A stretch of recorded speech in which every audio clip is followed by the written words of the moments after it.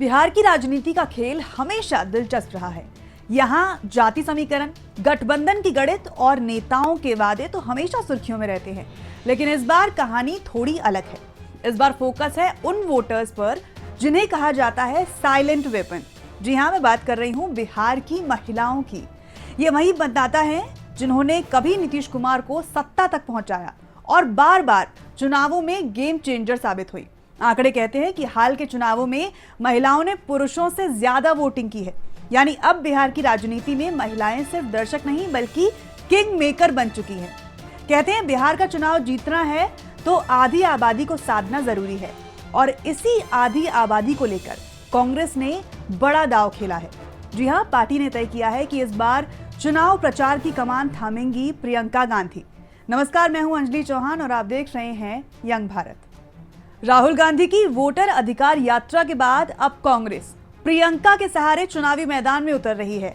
Party को उम्मीद है कि प्रियंका गांधी की मौजूदगी, उनकी लोकप्रियता और उनका सीधा जुड़ाव महिला वोटर्स से कांग्रेस के लिए गेम चेंजर साबित होगा। सवाल उठता है, क्या प्रियंका गांधी वाकई नीतीश कुमार के साइलेंट वेपन यानी महिला वोट बैंक को तोड़ पाएंगी, या फिर बिहार में कांग्रेस का पुराना प्रदर्शन ही उसकी सबसे बड़ी रुकावट बनेगा? कांग्रेस पार्टी ने यह दावा किया है कि इस बार चुनाव प्रचार में प्रियंका गांधी की भूमिका बेहद खास होगी। पार्टी की योजना है कि बिहार में प्रियंका की बड़ी रैलियां और रोड शो आयोजित किए जाएं। प्रियंका का फोकस होगा महिलाओं से सीधा संवाद और उनके मुद्दों को केंद्र में लाना। पार्टी मानती है कि प्रियंका की लोकप्रियता और उनकी इमेज खासकर महिलाओं मतदाताओं को आकर्षित करेगी। पार्टी प्रवक्ता राजेश राठौर का कहना है कि लोग प्रियंका गांधी में इंदिरा जी का व्यक्तित्व देखते हैं। उनकी मौजूदगी से युवा और महिलाएं उत्साहित होती हैं। 2020 विधानसभा चुनाव के आंकड़े बताते हैं कि महिलाओं ने पुरुषों से ज्यादा वोटिंग की। कुल 243 सीटों में से 167 सीटों पर महिला मतदाता पुरुषों से ज्यादा थी। पुरुषों का वोटिंग प्रतिशत था 54%, लेकिन महिलाओं का वोटिंग प्रतिशत था 60%। यानी साफ है कि बिहार का चुनाव तय करेंगी महिलाएं, और यही वजह है कि कांग्रेस प्रियंका को महिला वोट बैंक के लिए चेहरा बनाना चाहती है। नीतीश कुमार पिछले 1.5 दशक से महिलाओं को राजनीति के केंद्र में रखते आए हैं। शराबबंदी से लेकर पंचायत में 50% आरक्षण तक उन्होंने महिलाओं को बार बार टारगेट किया। हाल ही में महिलाओं के लिए कई योजनाओं और मानदेय बढ़ाने के फैसले भी किए। यानी नीतीश का सबसे बड़ा और सबसे भरोसेमंद वोट बैंक हैं महिलाएं। अब कांग्रेस चाहती है कि प्रियंका गांधी की मौजूदगी इस वोट बैंक में सेंध लगाए।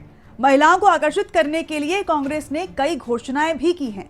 भाई बहन मान योजना, जिसके तहत हर महिला के खाते में 2500 महीना पहुंचेगा। 5 लाख महिलाओं को मुफ्त सैनिटरी पैड बांटने का भी ऐलान किया गया है।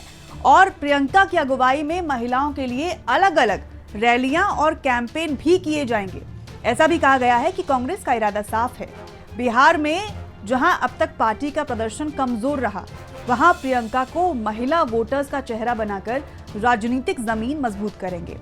बिहार में कांग्रेस का हालिया प्रदर्शन अच्छा नहीं रहा, लेकिन पार्टी मानती है कि प्रियंका की मौजूदगी पार्टी को नई ऊर्जा दे सकती है। राहुल गांधी की वोटर अधिकार यात्रा ने युवा और महिलाओं में हलचल जरूर पैदा की, लेकिन अब प्रियंका को कांग्रेस महिला वोट बैंक की उम्मीद के तौर पर पेश कर रही है। लेकिन चुनौती ये भी है कि क्या प्रियंका वाकई नीतीश के साइलेंट वेपन को अपने पक्ष में ला पाएंगी? तो दोस्तों, तस्वीर साफ है। बिहार चुनाव में इस बार असली जंग महिला मतदाताओं की है। नीतीश कुमार ने इन्हें अपना सबसे भरोसेमंद वोट बैंक बना लिया है, लेकिन कांग्रेस अब प्रियंका गांधी के जरिए उसी वोट बैंक को टारगेट कर रही है। सवाल ये भी है कि क्या प्रियंका गांधी का करिश्मा बिहार में कांग्रेस की किस्मत बदल पाएगा, या फिर यह दाव भी उसी तरह फेल होगा जैसे अतीत में कई बार कांग्रेस की रणनीतियां हुई हैं। फैसला होगा चुनाव के दिन और गवाही देगी बिहार की महिलाएं। फिलहाल इस रिपोर्ट में इतना ही। अगर आपने अभी तक इस चैनल को सब्सक्राइब नहीं किया है तो जरूर कीजिए। वीडियो को लाइक एंड शेयर कीजिए और देखते रहिए यंग भारत। नमस्कार।